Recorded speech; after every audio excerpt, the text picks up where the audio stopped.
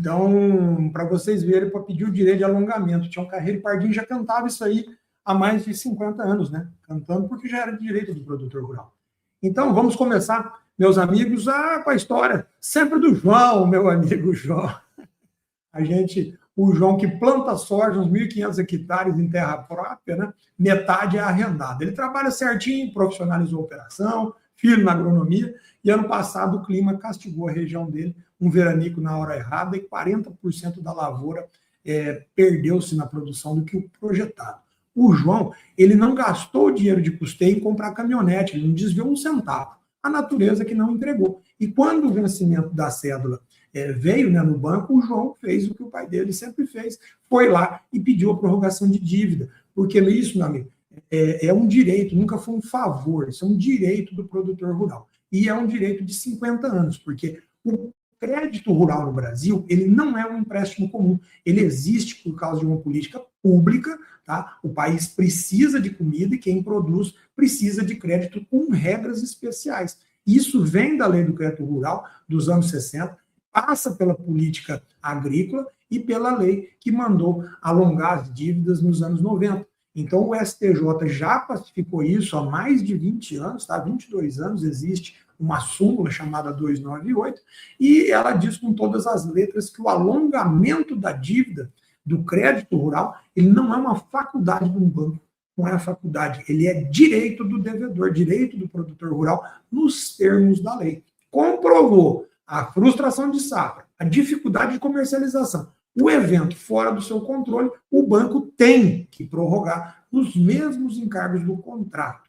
Agora, o que mudou? No dia 25 de junho, às vésperas do anúncio do Plano Safra, o Conselho Monetário Nacional edita uma resolução, a Resolução 5.314, que entrou em vigor no dia 1º de julho e mexeu justamente no Manual do Crédito Rural, que é uma regulamentação, é uma norma abaixo, obviamente, da Constituição, da legislação federal, e é apenas uma regulamentação, e o Conselho Monetário Nacional fez esse desfavor à nação e enfiou lá 3 palavras que nunca existiram.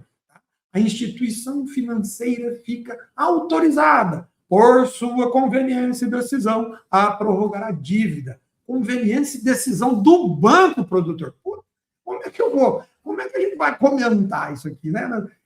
Na prática, o que o sistema bancário ele vai fazer, né? Ele vai transformar o dever em escolha. O gerente vai poder olhar para você e dizer: olha, senhor, até comprova a quebra de safra realmente, mas o banco decidiu que não é conveniente prorrogar para o senhor, não. Então, foi por isso, né, que o setor todo se levantou, a Federação da Agricultura, o Sistema FAEP, mandou um ofício direto para o presidente do Banco Central, pedindo justamente a revisão da redação dessa resolução, que ficou desastrosa essa redação. Ficou contra todo um direito, tudo que a lei assegura e para o produtor há mais de 50 anos. Então,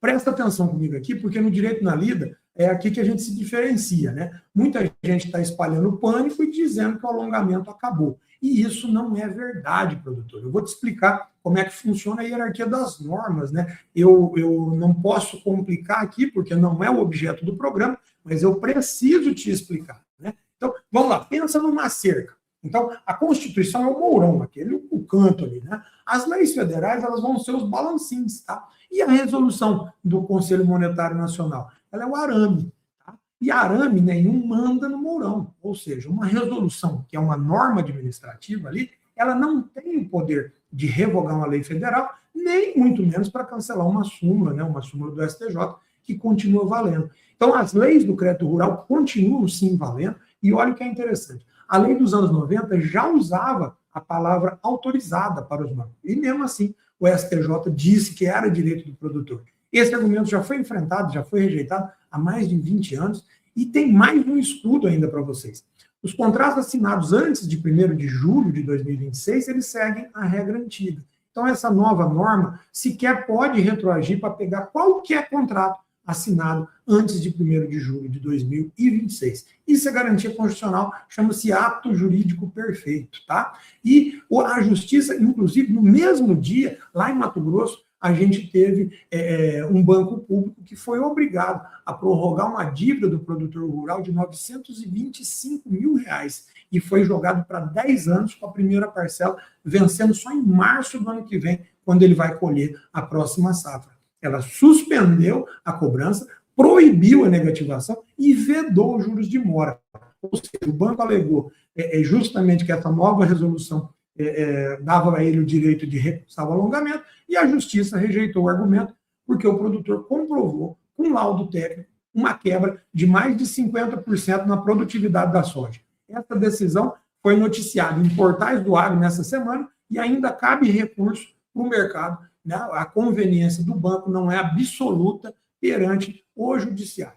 Então, o que muda para você na prática, tá? Então, o que muda é o nível de exigência do seu pedido. Então, acabou aquela cartinha simples para o banco que eu venho orientando vocês. Então, anota aí o passo a passo. O primeiro passo, peça antes do vencimento da parcela, tá? Porque depois de vencida a dívida, o pedido se enfraquece, tá? Peça antes do vencimento da sua parcela. Segundo, faça por escrito um protocolo. Ainda ontem, eu entrei em contato com o gerente de uma cooperativa, de um produtor rural que está precisando alongar uma dívida que vence hoje, e perguntei para ele os canais oficiais, porque ali o próprio WhatsApp do gerente, o oficial, né, do banco, já serve como um caminho para notificação. Mas ele, gentilmente, me deu os 2 e-mails, né, dos bancos, e a gente encaminhou esse pedido de prorrogação formal através do e-mail, tá? Então, é possível você encaminhar através do e-mail, não é uma coisa complicada. Qualquer coisa pede ajuda para os universitários, como diz, né? E o mais importante, você tem que juntar a prova técnica disso. Essa é a mais complicada, é o laudo agronômico, né? Complicada para mim, que sou advogado. Para o agrônomo, isso é do dia a dia dele. Então, esse laudo agronômico que ele vai fazer, que normalmente vai trazer um boletim do clima ali, a nota de venda, né, mostrando, por exemplo, uma quebra de preço, por exemplo, e também um relatório da sua capacidade de pagamento, ou seja, você está com a dificuldade que é momentânea, você não consegue pagar agora porque você teve uma quebra de safra, você teve um problema de clima, você teve um problema de comercialização. E aí você consegue pagar sim essa dívida, mas você vai precisar de mais tempo, você vai precisar alongar, você vai precisar esticar a sua dívida, tá? E não é uma súplica, tá? É uma demonstração que você vai fazer. Então, se o banco negar ou não responder, peça, né, uma resposta por escrito e o motivo. Quer dizer, se você colocou lá o laudo, o banco tem que dar se ele der uma negativa, não vai poder ser por conveniência dele, né? Ou seja, não quero, tá? Ele tem que analisar tecnicamente o seu caso, e se tem algum erro, ele tem que apontar ou teria que trazer outro laudo. E se ele não fizer nenhuma dessas coisas, esse abuso, né, a justiça vai corrigir para você. Então, o produtor bem documentado continua tendo esse caminho. Quem vai sofrer é, eventualmente, um produtor que esteja desorganizado. Mas hoje, com todo o direito à informação, você consegue, sim, fazer essa prorrogação. Então, a diferença sempre entre um e o outro, mais do que nunca, vai ser a prorrogação.